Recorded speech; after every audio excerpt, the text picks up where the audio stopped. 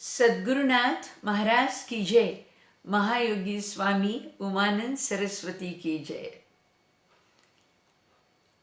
Well, now we need to move on to have every morning a pure session of meditation. For Kundalini Yoga, it's very essential that we practice meditation every morning, and it needs to be attempted with a purity which has to be attained prior to the state of meditation, prior to the activity of meditation. Now, how to improve that state? We need to be in a perfect frame of mind to do meditation. Our frame of mind has to be very perfect for meditation. And let us start. What are the things which can help us to improve our meditational standard? First of all, we have to remember that we need to have correct company, or let us at least keep ourselves thinking about some divinity before we set in for meditation. Doesn't matter, you can think of some sort of nice bhajan, or you can think of lighting a lamp, or you can think of burning a fragrance stick. So something which will enhance your state of piety, purity, so that when you sit for meditation, you are already partly into that world. It's like being into that world before you go into the actual state of meditation. Otherwise, it will become a technical practice, like a person tells you, let me put it more easily. When you do exercises, when you go to gym and try exercises, you are asked to warm up first before the body starts exercising. Yes, so something like that. You have to try and get into a meditational situation, or a more pious situation, more divine situation before you undertake meditation. So that is very essential. That's the first thing. Then we must try and avoid unwanted activities. Unwanted activities. Normally, when it's a time, morning 3 to 6, what is the time? Nobody is very busy. So let us not start cleaning the house just because we are awake. So that's not the work to be done. You just clean the little area where you're going to sit and do meditation. And don't worry about the rest of the things. So avoid unwanted activities. And your time is now only starts here for meditation. The time starts here, now, whatever you call it. Then you have to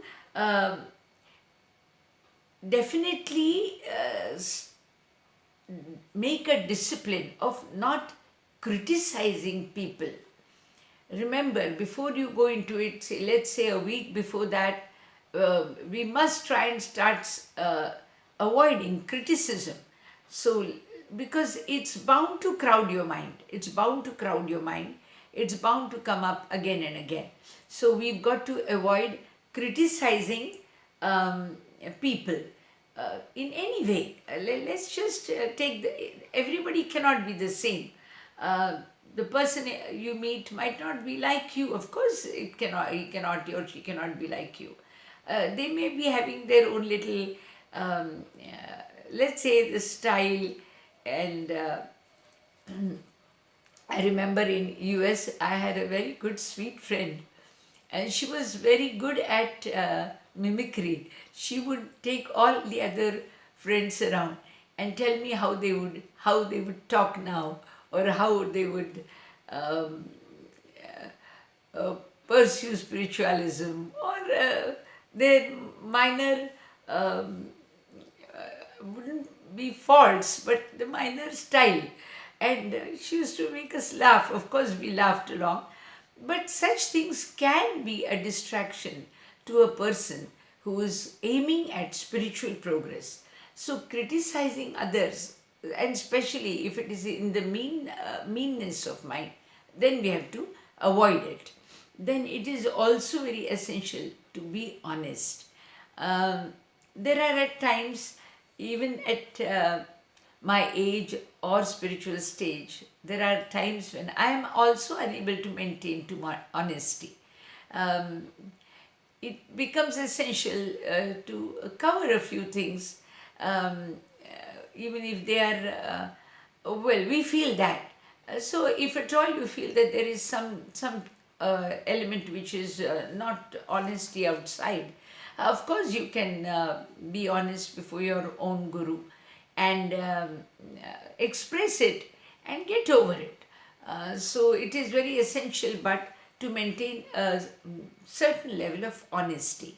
It should be 100% level, but since for me also it's not so easy to do it, I cannot preach, but try and be as close as you can to honesty. Okay, then we also need to avoid listening to self praise. Now, very often earlier, whenever I used to finish a talk or a speech, I would ask my friends, how was it? How was my speech? And then, of course, one of my US nephews said, don't invite for comments. If they have to say something, they will say it on their own. So, mind needs to go through a lot of discipline, and it continues to learn throughout. It needs to keep on learning. Um, I'm still myself trying to make even my work more and more professional, so that it appeals to you. But probably the subject also is good enough for. We are getting subscribers, they are going up. Now we are 539, and I'm quite happy we are making slow progress, slow and steady progress. Then avoid self praise and minimize the contact with the outside world. Now, friends, now this is one discipline which spiritual yogi has to maintain.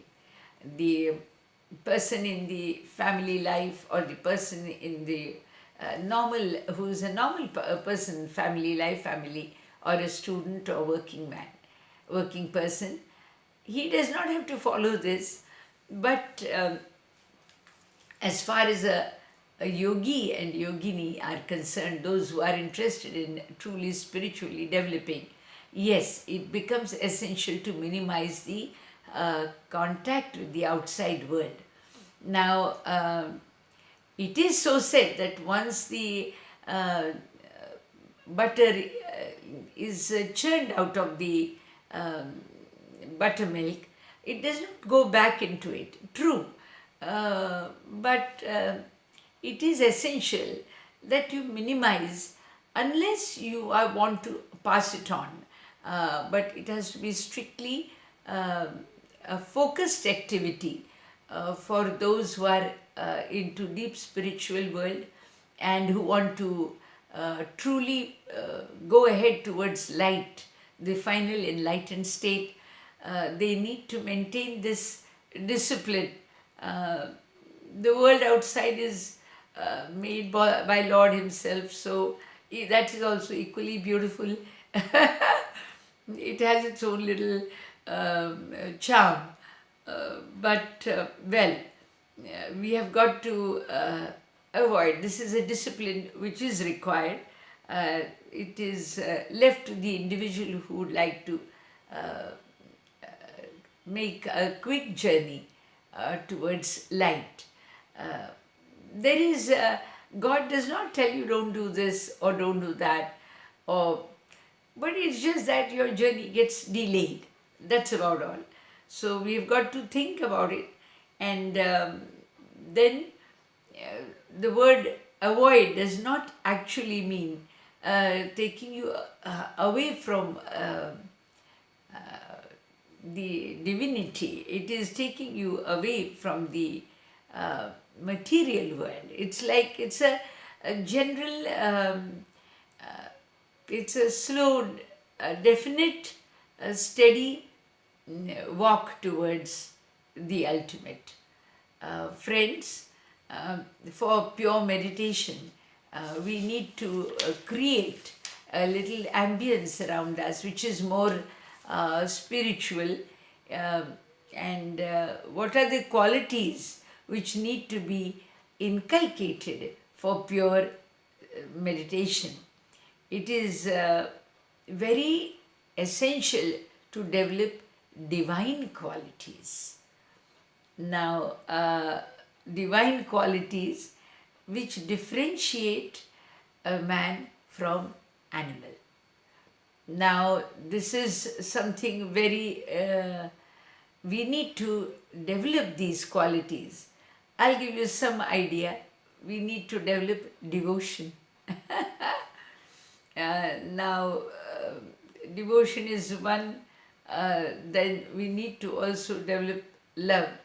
Uh, we just need to be very clear about it. Love should not go into the wrong direction. It needs to be love for God. We have to develop love for God.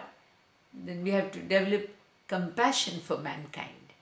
Remember, devotion is towards God, love is towards God, compassion is towards mankind. Discrimination is about behavior. Your discrimination has to be very correct about behavioral pattern. Then you have to be generosity. It is very essential that you are generous about certain things. Then you have to be very understanding. Your nature has to be of understanding nature. Everybody cannot be right all the time. You should have the ability to say, well, it's as long as, remember, deal with any situation with wisdom. Don't be angry, don't be hurt easily. Then you need to have patience. These are beautiful virtues. And finally, you need sacrifice. Now, there are just a few values I have talked about, qualities I have talked about. There could be many more, but these differentiate us. Of course, some animals do show devotion, loyalty. We had especially dogs, horses, the bravery. Some of the animals show bravery. But let's assume we need to pick up some good values, good qualities, and develop them. It is not an overnight practice of meditation. It's closing your eyes and just concentrating on breath or mantra, or slowly the personality needs to change. Divinity is more than seen, it manifests through us. It is normally through you. The others see this divinity. So, for you to withhold divinity in you, we need divine qualities. Friends, one can keep on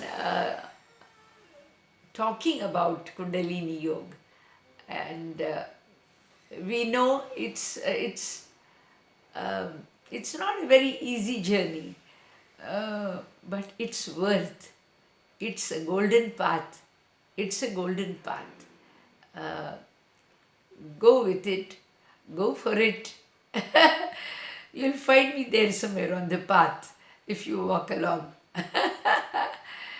I'm Swami Radhikanand from Pune.